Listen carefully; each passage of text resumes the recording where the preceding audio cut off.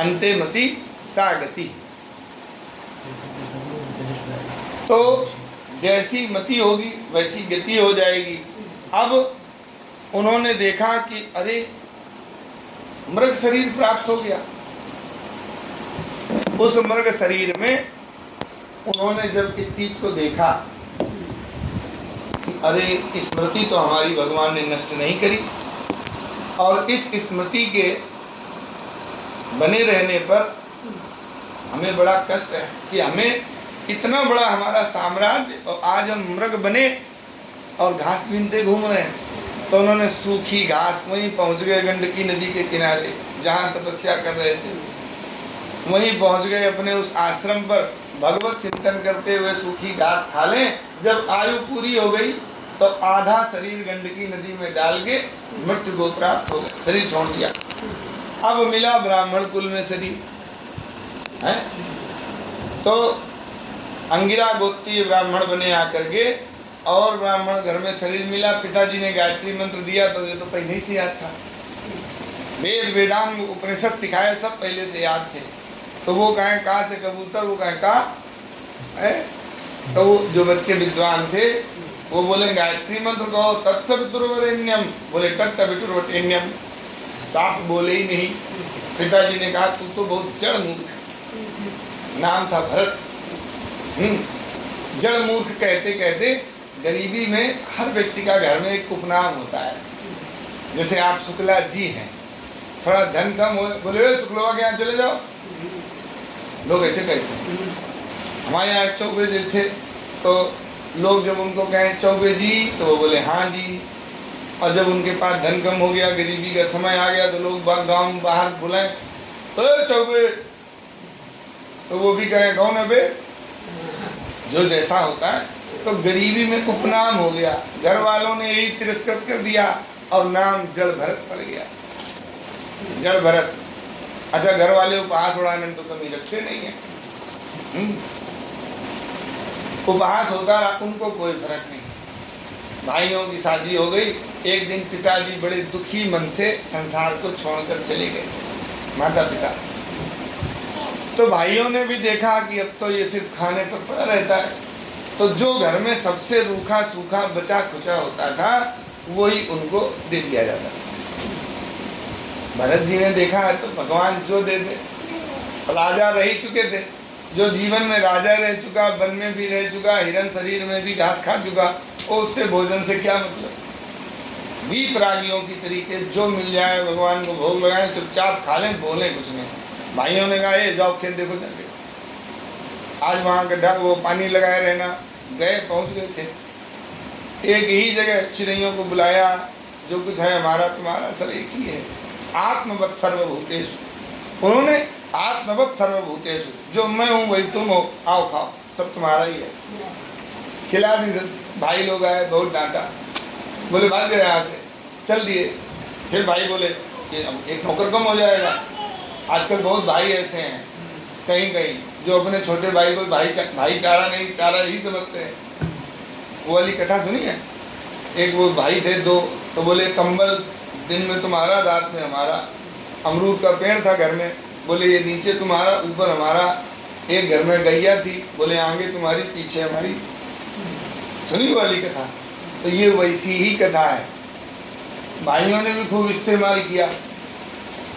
अब तो जैसे उस परेशान भाई को एक महात्मा मिले, उन्होंने कहा बेटा बंटवारा तो ठीक ही हुआ है, तुम्हारा बड़ा भाई है, तुम्हारा आदरणीय है, अपमान मत करो। अब जब उसने कहा है कि आगे का गाय का हिस्सा तुम्हारा है तो तुम सानी करो, और जब वो दूहने बैठे तो तुम डंडा लेके बैठ जाना और उसके मुंह में मारते रहना, भाई आगे का हिस्सा तुम्हारा है, भाई अपने हिस्से में हम कुछ भी करें। और दिन में कंबल तुम्हारा है तो तुम ऐसे करना, जैसे ही सूरज डूब जाए तो कंबल पानी निकाल के टांग देना कि भैया ले जाओ अपना, दिन का काम पूरा हो गया। अब रात में भाई ओढ़ ही नहीं पाया जाड़े में कंबल। अब उसने क्या किया कि वो पेड़ पे जो ऊपर अमरूद लगे थे, तो ऊपर का हिस्सा बड़े भाई का था, नीचे का हिस्सा छोटे भाई का था। तो जब वो ऊपर चढ़ जाए तो गुरु ने बताया कि तुम नीचे से हिलाना शुरू कर देना, भाई नीचे का हिस्सा हमारा है, हम अपने हिसाब कुछ भी करें। सोई बड़े भाई सही लाइन पर आ गए, मैं बोले भैया गलती हो गई, आधा गैया दूध तुम्हारा, आधे फल तुम्हारे हैं, दोनों लोग एक ही कंबल में सोया करेंगे। तो कुछ भाई होते हैं ऐसे जो भाई को ही चारा बना लेते हैं, वैसे सब नहीं, क्योंकि अपने यहाँ तो कथा किसकी, राम लक्ष्मण की सुनाई जाती है। अब थे दुर्योधन और बाकी भी भाई ही, लेकिन प्रसिद्धि किसकी है, और हम लोगों को विस्तार अच्छाइयाँ ही गिनानी चाहिए। महात्मा से मिल लेने के बाद क्या हुआ, अहित नहीं हुआ। महात्मा का काम है मोड़ना। कोई मिल जाए तो किसी सदगृहस्थ को क्या करना है, मोड़ना है, बद करना काम नहीं है। हम लोग फैसला कैसे करते हैं, अरे बोले हमारे साथ गलत किया, मार डालेंगे। तो यही महात्मा क्या करते हैं कि मोड़ देते हैं। महात्मा से मिलने पर क्या हुआ, दोनों भाइयों में परस्पर पुनः प्रेम हो गया। अज्ञानता को महात्मा ही मिटा सकता है। महान आत्मा ही अज्ञान से हमारी तुम्हारी रक्षा कर सकती है। आ गया। हाँ, अब इंद्रदेव कृपा करेंगे। थोड़ा साइड इफेक्ट हो गया होगा, कुछ टेक्निकल फॉल्ट इसलिए बरस रहा है, बाकी कम बरसाएंगे तो बाकी सुखवा भी देंगे। थोड़ा धूल उड़ने लगी है, आप मनी मन में प्रार्थना कर लो, ये जो थोड़े धूल हो रही, उमस हो रही, इसको शांत करके पानी इतना मौसम सुहावना कर दो। तो आज जड़ भरत जी को भाइयों ने फिर बुलाया, समझाया कि देखो अच्छे से घर में सेवा करो, तुम लकड़ी काटो, लकड़ी ले आया करो, और खाना खाया करो, तो चावलेट जाया करो। बोले ठीक भैया।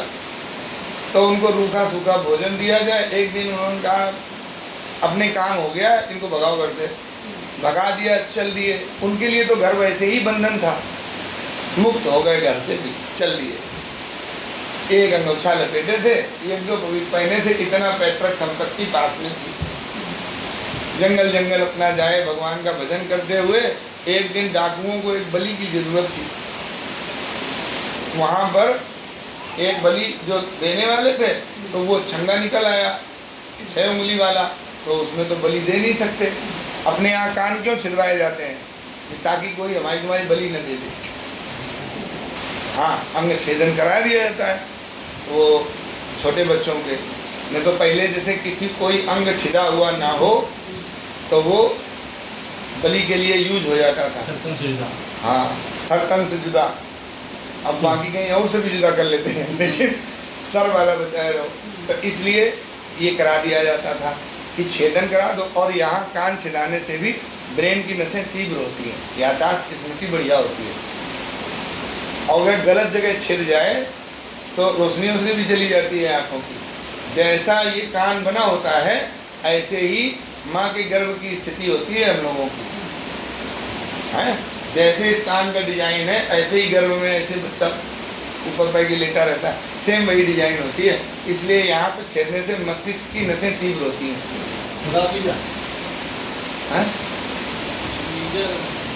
तो अब उन्होंने देखा कि बलि तो भाग गई है, क्या करें। देखा तो यही जा रहे थे बड़े हष्ट पुष्ट, बोले यही ठीक है। इनको बोले ये कहाँ जा चलो इधर, तो उनको कुछ कहने की जरूरत नहीं। मान अपमान, मान अपमान निरादर है, सब संत सुखी विचरंत मही, मस्त घूमते थे पूरी पृथ्वी पर।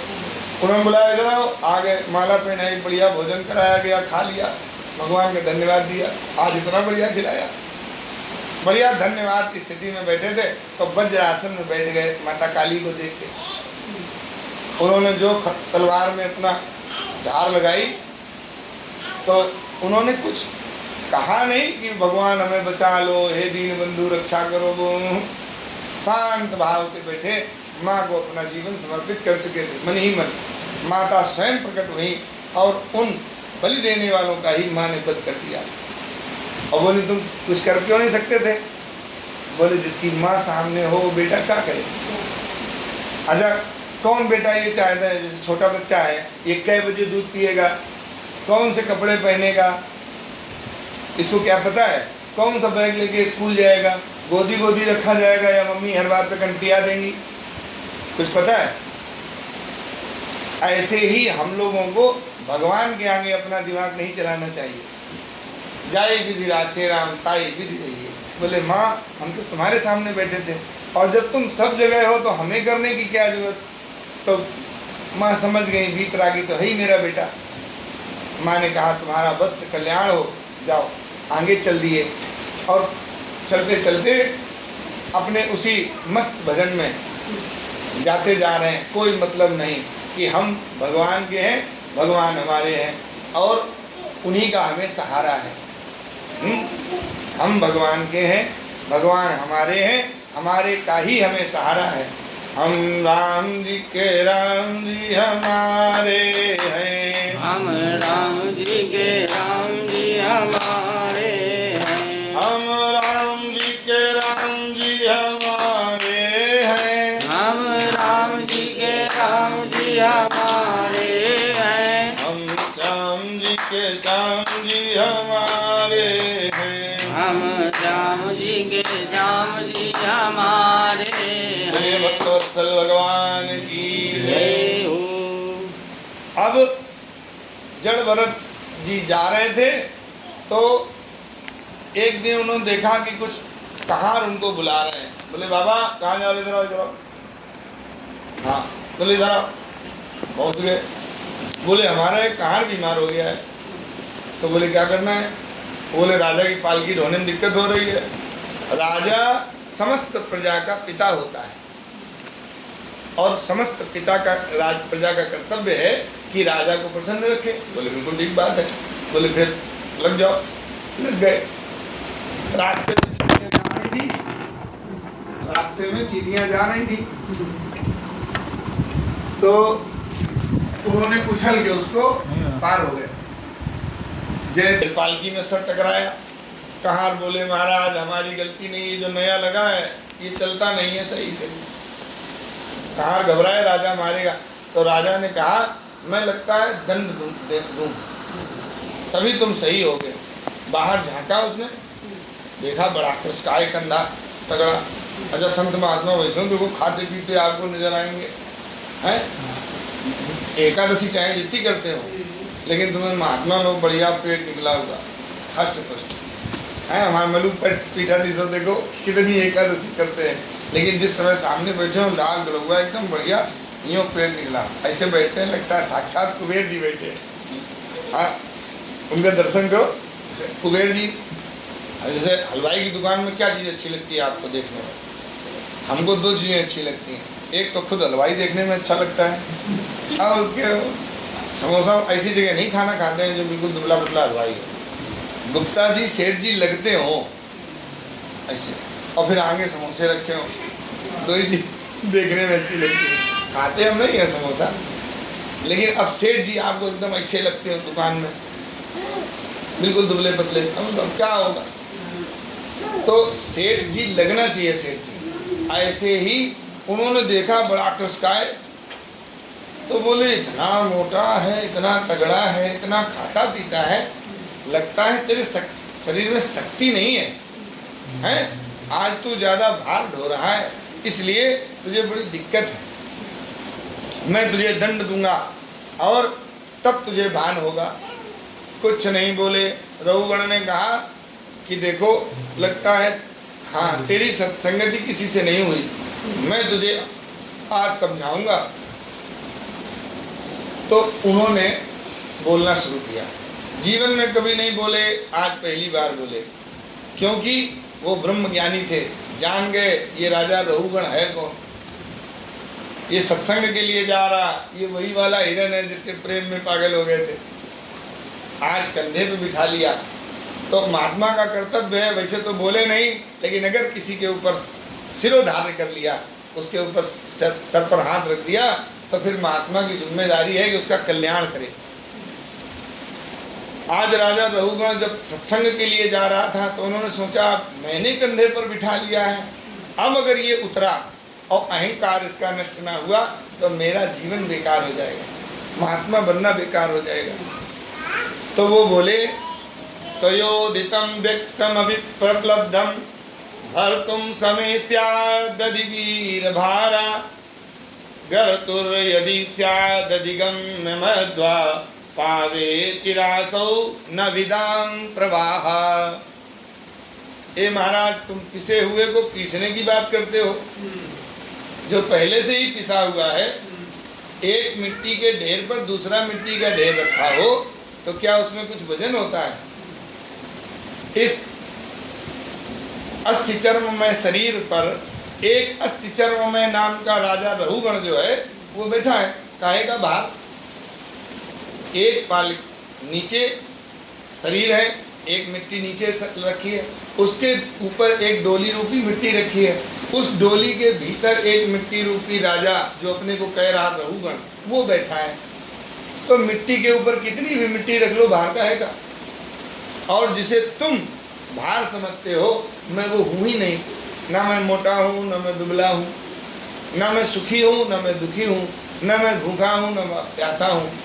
ये जिसको दिक्कत है वो मैं हूँ ही नहीं, तुम किसको दंड दे सकते हो? अब राजा ने सोचा, बड़ा ज्ञान की बात कर रहा है, कौन है? जो बाहर देखा तो कंधे पे जनेऊ दिख गया, रे राम कूद गया एकदम और सीधे चरणों में प्रणाम किया। बोले, मैं यमराज के दंड से नहीं डरता हूँ, मैं किसी चीज से, इंद्र के वज्र से नहीं डरता हूँ।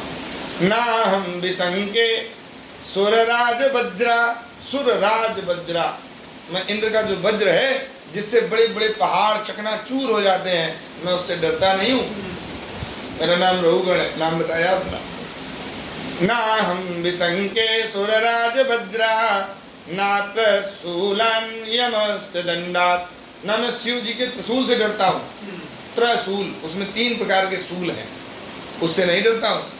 और मैं यम के जो यमदंड लिए रहते हैं, मैं उससे भी नहीं घबराता हूँ। नार्घ के सोमा नीलवित्त पास्त्रा, छंके भ्रसम ब्रह्म कुलामानात्, मैं ब्रह्म कुल के अपमान से बहुत डरता हूँ। क्षमा कर दो प्रभु, मुझसे बड़ी भूल हो गई। अरे बोले, कौन क्षमा क्या मान, कुछ है उनके अंदर अपराध और क्षमा का भी बोध नहीं है। बोले, मैं तो अपराध भी नहीं मानता हूँ। जब अपराध माना ही नहीं तो क्षमा किस बात की? अब तो वो एकदम समझ गया, ये तो योगेश्वर है। अब वह कहने लगा, अवश्य ही आप दत्तात्रेय जी हैं जो अवधूत वृत्ति में घूम रहे हैं, या मेरा कल्याण करने के लिए स्वयं नारायण आप आए हैं। कस्तम निगूढ़श्चरसि ध्वजानां विभरसि सूत्रम कतमो वधूता, कतमो अवधूता, आप अवधूत भेष में जो घूम रहे हैं, मेरा परम कल्याण करने आए हैं। अपने को छिपाकर आप मूर्खों की भांति घूम रहे हैं। आप ब्रह्म ज्ञानी हैं और विषयों से आप सर्वथा अनासक्त जान पड़ते हैं। आपकी थाह लेना साधारण मनुष्य की बात नहीं है। कितना बढ़िया बात कही। यद ब्रह्म संको जडवन निगूढ़ा, जडवन निगूढ़ा, आप जड़वत निगूढ़ होकर संसार में घूम रहे हैं। विज्ञान वीरो विचरस्य पारा, बड़े बड़े विज्ञानी भी आपके विचार को पार नहीं पा सकते।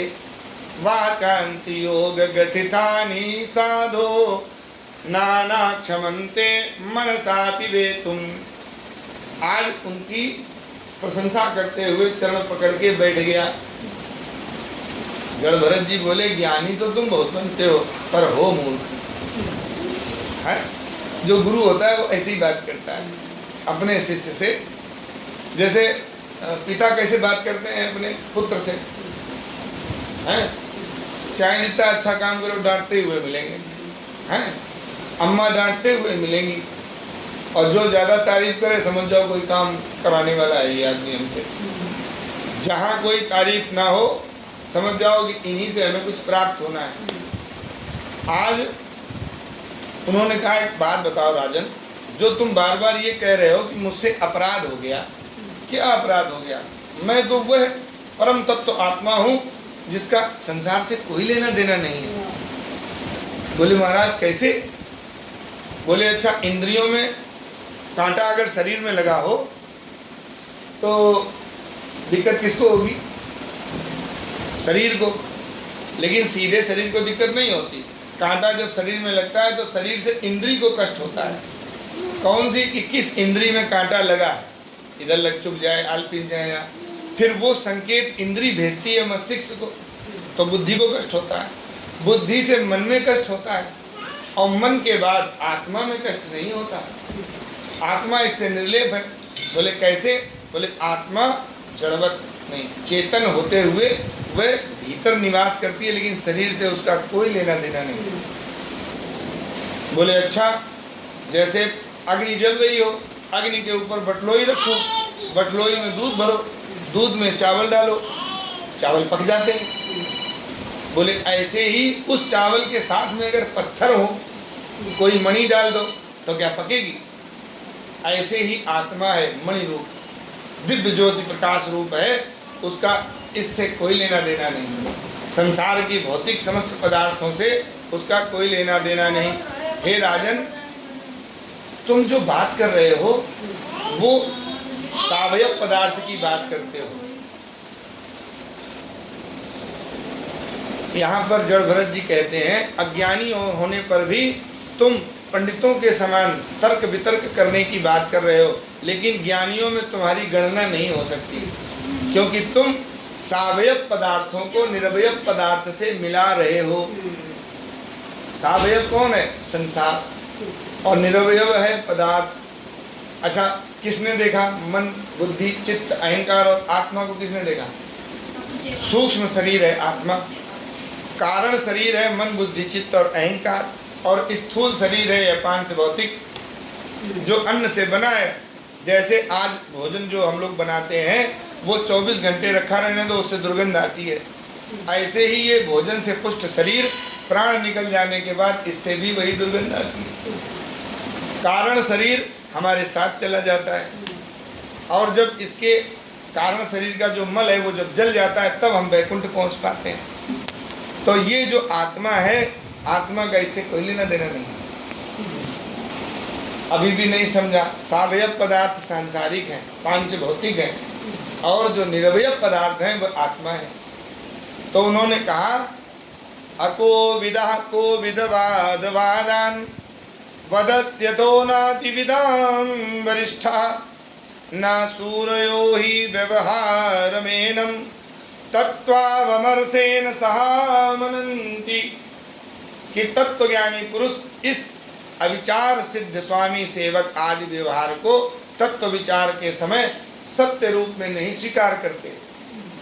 जैसे हम लोगों को कई बार कथा में कोई कहता है कि ये माता पिता भाई बंधु ये सब क्या है?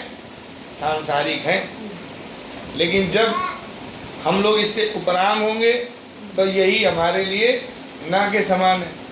और संसार में शरीर को भी हमें साधन मानना है, मंजिल नहीं मानना है।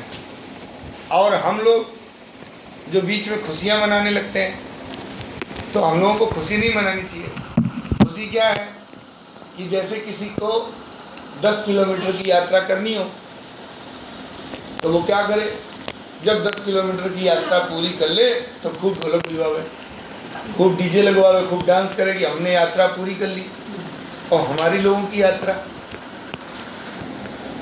जन्म जन्मांतर चलती चली जा रही है। अभी कई जन्म होने हैं पता ही नहीं है, कब ये यात्रा पूरी होगी, कब भगवत मिलन होगा, तब जाके ढोल बाजे बजे। जिसको 1 करोड़ किलोमीटर जाना हो और वो 2 किलोमीटर बाद शहनाई कैसे बजा सकता है? हैं? अब हम लोगों की तो बहुत लंबी यात्रा है, कई जन्मों की। तो अब निरवयव में तुम रहते हुए कभी सुख में कभी दुख में जो रहते हो, तो आत्मा का इससे कोई संबंध नहीं होता। आत्मा न सुखी है। जैसे ये दीपक जल रहा, प्रकाश है कमरे में, क्या इस बल्ब से कोई मतलब है? चाहे तो इसमें पुराण पढ़ लो, सब लोग बैठ के सुन लो, और नहीं तो एक दूसरे की जेब पार कर लो। इस दिए से कोई मतलब है? कोई इसका मतलब नहीं। ये साक्षी है, माने दृष्टा देख रहा है, जो तुमने किया है उसका फल देगा। तो भी आत्मा क्या है? दृष्टा रूप से भीतर है, निरवयव पदार्थ है। इसलिए राजन, तुम वृथा संसार में भटक रहे हो। आत्मवत् सर्वभूतेषु, जो कुछ है तुम में मुझ में, ये न कोई नौकर है न कोई राजा है। थोड़ी देर के लिए तुम राजा हो, थोड़ी देर बाद कोई और राजा होगा। इससे पहले भी कोई और राजा था, यही बात सत्य है। जो आज की दादी हैं वो कल की छोटी बिट्टी थी। यही सत्य बात है कि नहीं? जो आज अपने को दादी समझ रही हैं ये कभी छोटी बिट्टी थी हैं, और जो आज छोटी बिट्टी है ये एक समय दादी अम्मा बनेंगी। जो आज बउआ हैं या बड़े लाला हैं ये बड़े बाबा बनेंगे। ये नियम है। तो उन्होंने कहा ये निर्वयव में रहो, मैं और मेरा, ये जहाँ तक तुम समझ रहे हो ये माया है। भगवान राम ने समझाया, मैं और मोर तोर तय माया, मैं और मेरा, तेरा और मेरा, ये जितना भाव है इसको माया जानो। गो गोचर जहाँ लग मनु जाई, सो सब माया जानो भाई। तुम इसे माया क्यों नहीं समझते हो?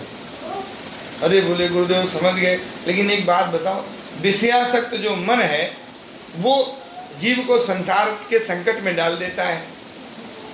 विषय में आसक्त जो मन है वो संसार के संकट में डालता है।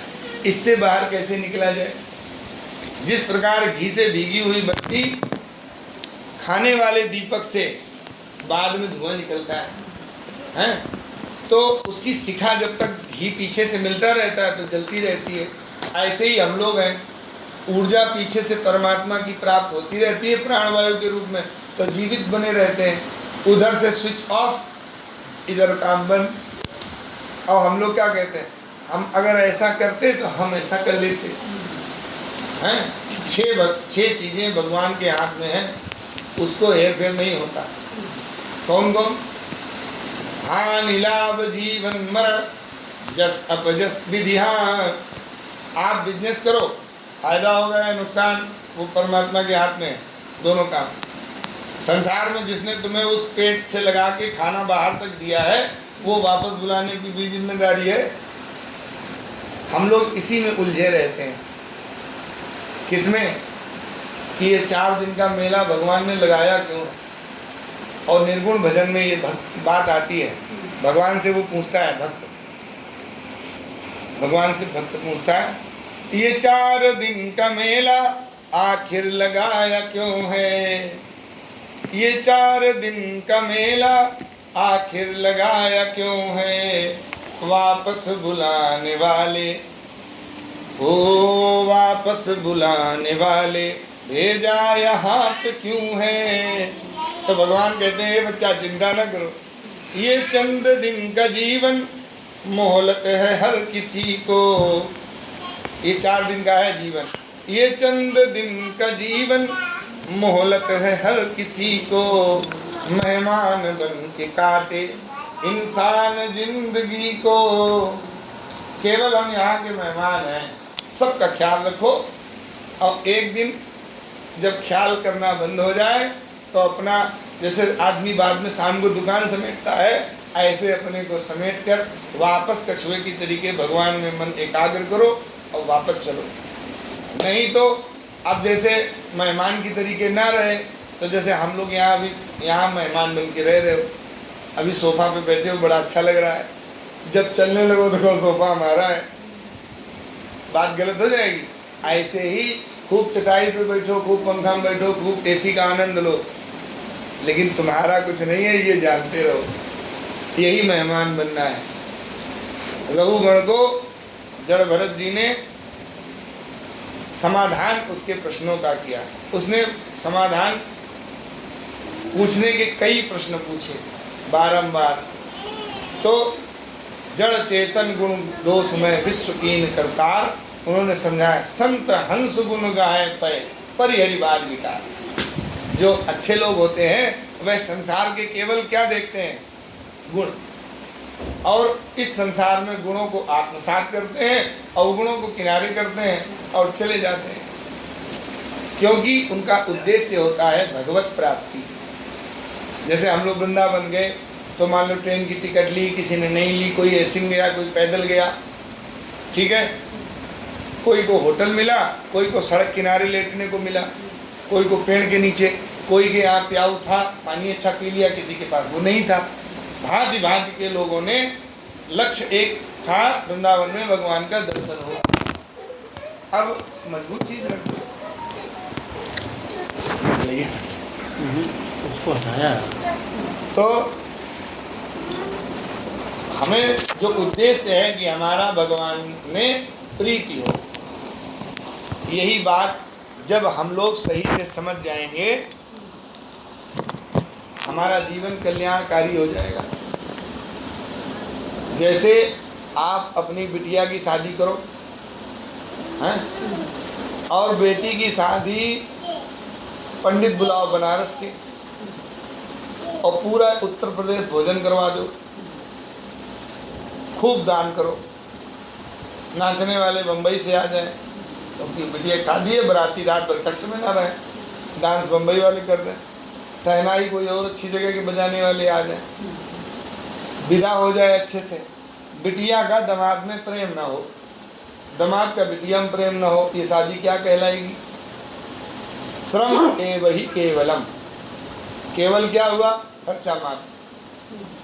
और एक मंदिर में दोनों की शादी करा दी गई, पंडित जी ने मंत्र पढ़ दिया, भौजाई ने बिछिया दबा दी, माता पिता ने कन्यादान कर दिया, मामा ने पछिया पहना दी, और मामा ने पैर पूज लिए, और भाई ने कोछा भर दिया, विदा हो गई। दोनों का प्रेम आपस में बहुत है, जीवन में अपना कमा खा रहे हैं, ये शादी कैसी हुई? ऐसे ही अगर ये इस प्रकार हुई तो जीवन बहुत बढ़िया है, और अगर करोड़ों खर्च हुए और प्रेम नहीं है तो शादी विडंबना है।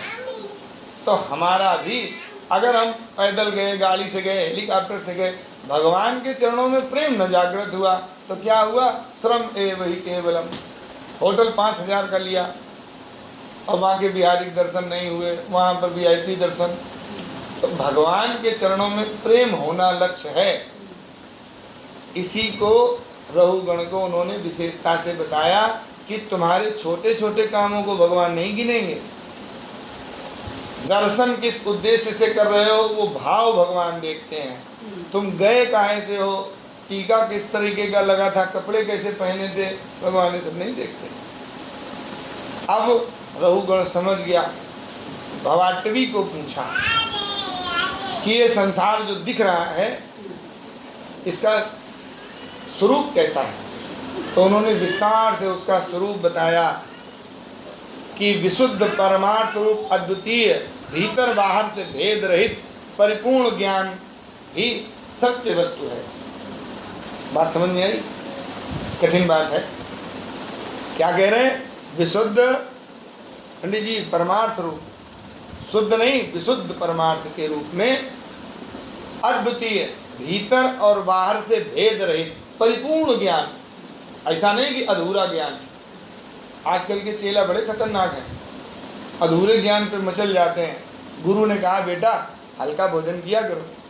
हाँ बोले गुरुजी ये ठीक कहा, बड़ा जल्दी पेट खराब हो जाता है, आज से हल्का भोजन करेंगे। घर आए, पत्नी से कहा हम हल्का भोजन करेंगे। पत्नी ने हल्का बनाया। मोहल्ले में गए, भंडारा चल रहा था, तो उन्होंने देखा कि पूड़ियाँ उतरा रही हैं ऊपर। अरे बोले इससे हल्का कहाँ होगा? हाँ रोटी कहाँ उतराती है, सब बताओ। उन्होंने पूड़ियाँ देखी और फिर रसगुल्ला देखे, वो भी ऊपर उतरा रहे थे। बोले ये बढ़िया बात। फिर उन्होंने देखी मलाई, देखी रबड़ी, वो भी ऊपर उतरा रहे थे। अरे बोले इससे हल्का क्या होगा? अब तीनों चीज़ें उन्होंने खूब खाई। पहले हल्के में हल्का, पहले रबड़ी खाई, फिर रसगुल्ला खाए, और उसी के जलाओ के साथ पूड़ियाँ खाई। भाई हल्का। गुरुजी ने बताया कि जो जो ऊपर उतरा रहा था उन्होंने वही खाया। अब रात को बन गई गैस, पेट खराब, अस्पताल में भर्ती। बोले गुरुजी आपका ज्ञान ठीक नहीं है। गुरुजी ने बोले अच्छा बेटा ऐसा हमारा कौन सा ज्ञान नहीं ठीक है? अरे बोले गुरुजी आपने कहा हल्का खाना, हमने हल्के में हल्का खाया, तब हमारी ये दशा, अस्पताल में भर्ती हैं। गुरुजी बोले बेटा खाया क्या था? बोले गुरुजी बिल्कुल मोटी सी जो मलाई ऊपर उतराती है वो खाई थी, उसके साथ पूड़ियाँ खाई, और फिर रसगुल्ले जो उतरा रहे थे वो खाए, हल्के में हल्का। गुरुजी बोले बेटा इसीलिए तुम्हारी ये दुर्गति है। कभी कभी सत्संग से भी दुर्गति हो जाती है। बोले सत्संग से कल्याण हो, लेकिन नहीं, सत्संग से भी दुर्गति हो। क्यों? क्योंकि अधूरा सत्संग सुना तुमने, सत्संग पूरा नहीं सुना। गुरु ने कहा हल्का भोजन करना, गरिष्ठ भोजन मत करना। अब जब तुम दिमाग ही नहीं लगा रहे हो कि गरिष्ठ क्या होता है, हल्का क्या होता है, तो फिर वही भोगे। तो उन्होंने कहा कि तुम भीतर बाहर से भेद रहित पूर्ण ज्ञान को प्राप्त करो। ज्ञानम विशुद्धम परमार्थमेकम, पहले ज्ञान अर्जित करो, फिर उसमें छन्नी लगाओ कि हमारे लिए क्या क्या कल्याणकारी बातें गुरुदेव ने कही हैं। ज्ञानम विशुद्धम परमार्थमेकम, फिर उसमें देखो परमार्थ के पथिक वाला ही ज्ञान है कि नहीं है। अरे अपने लालच में तो नहीं है, आजकल तो कोई अपने लालच में भी दे सकता ज्ञान। मन मनंतरम ब्रह्म सत्वम, भेद रहित हो और परिपूर्ण ज्ञान ही सत्य की वस्तु है, ऐसा जानो। उसी का नाम पंडित जन भगवान कहते हैं, उनका चिंतन करो। प्रज्ञ प्रशांतम भगवत शब्द संज्ञम, भगवत शब्द जो संज्ञा है तो जो सर्वांतवर्ती सर्वथा निराकार है, सर्वांतवर्ती सबके भीतर भी है और बाहर भी है और सर्वत्र है, उसी को पंडित जन भगवान कहते हैं। वासुदेव यद वासुदेवम कवयो वदन्ति, यद वासुदेवम कवयो वदन्ति माने पंडित जन, पंडित माने यहाँ पर विद्वान से संबंधित है, पंडित माने विद्वान, तो पंडित लोग जो हैं उन्हीं को वासुदेव कहते हैं। हे रहुगण, महापुरुषों की चरणों की जो धूल है उसके नहलाए, इस शरीर को नहलाए बिना तपस्या की सिद्धि नहीं होती।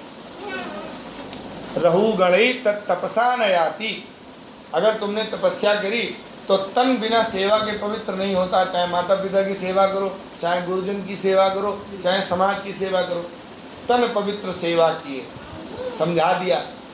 अगर तन है तो इससे सेवा करो। अच्छा, कुछ लोग तन को ही कीमती मान लेते हैं। पथिक जी ने भजन गाया, ये तन कीमती है मगर है विनाशी, सदा इस तन के भरोसे न रहना। हमेशा इस शरीर के भरोसे मत रहो, जैसा आज है ऐसा कल नहीं मिलेगा।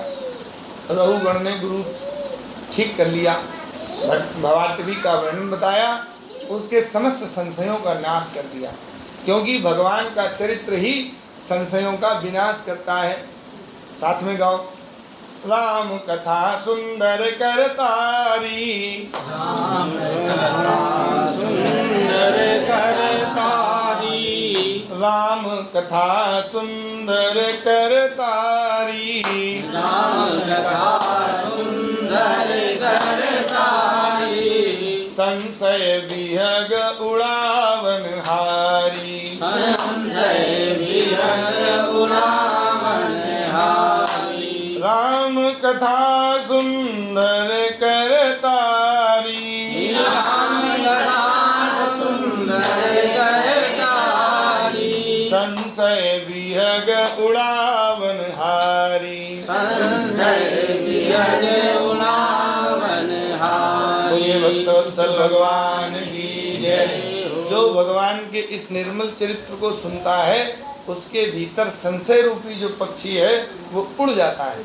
जैसे खेत के पास कोई ताली बजाए तो उसमें जो पक्षी बैठे रहते हैं वो उड़ जाते हैं, ऐसे ही जो संशय रूपी पक्षी हमारे हृदय में बैठा रहता है तो भगवान राम का या भगवान के चरित्र का गुणगान करने से वह पक्षी भीतर से उड़ जाता है और मन निर्मल हो जाता है। तो जब कोई पुरुष बहुत कष्ट उठाकर बहुत धन कमा लेता है और वो धन अगर धर्म से ना कमाए, छल कपट से कमाए, तुम्हें संसार में कौन व्यक्ति दुखी मिलेगा?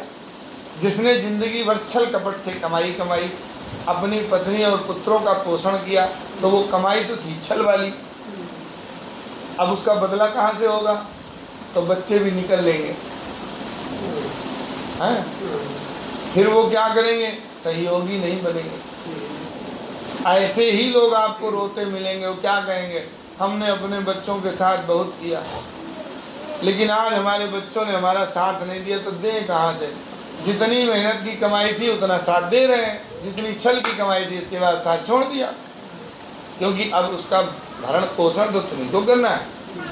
इसलिए भगवान को दोष मत दो। भगवान ने कहा है शुभ और अशुभ कर्म अनुसारी, ईस देत फल हृदय विचारी। जो उनके पास वही जो 6 बातें हैं, भगवान के पास और कुछ नहीं है। हानि लाभ जीवन मरण जस अपजस विधिहार। तुम्हारा संसार में लालन पालन कैसे होगा, कैसे माता पिता मिलेंगे, कैसे भाई बंधु मिलेंगे, कैसे नौकर मिलेंगे, कैसे गुरु मिलेंगे, कैसे शिष्य मिलेंगे, कैसी संतति मिलेगी, ये तुम्हारे कर्मों पर डिपेंड करता है। दूसरा उसका साथी कोई नहीं है। तुम जंगल में भी रहोगे, तुम्हारी जो कर्म है वो तुम्हारा पीछा करते चले जाएंगे। कैसे? जैसे गाय के बीच में बछड़ा, हजारों गाय हो, हजारों बछड़ा हो, वहाँ पर क्या करेंगे? सारे बछड़े अपनी माँ को ढूंढ लेते हैं। टिड्डी जाली चिड़ियाँ जो होती हैं उनमें तो ज़्यादा रंग भेद नहीं होता, सब टिड्डी एक ही जैसी लगती हैं। हजारों टिड्डियों के अंडे हो, हर टिड्डी अपने अंडे बैठ जाती है। ऐसे ही भगवान कहते हैं कि कर्म मनुष्य, वो चाहे जहाँ चला जाए, चाहे पूरी पृथ्वी पर, स्वर्ग में, पाताल में, सुतल लोक में जहाँ जाए, उसके कर्म उसका पीछा नहीं छोड़ते। इसलिए सदकर्म करते रहो, अज्ञानता भरा कोई काम मत करो। सदकर्म करोगे, सदकर्म तुम्हारा पीछा कर लेंगे। जंगल में भी होगे, वहीं भी सदकर्म की प्राप्ति होगी। भाग्य में होगा तो भागा हुआ आएगा, और भाग्य में नहीं होगा तो आया हुआ वाला भी भाग जाएगा।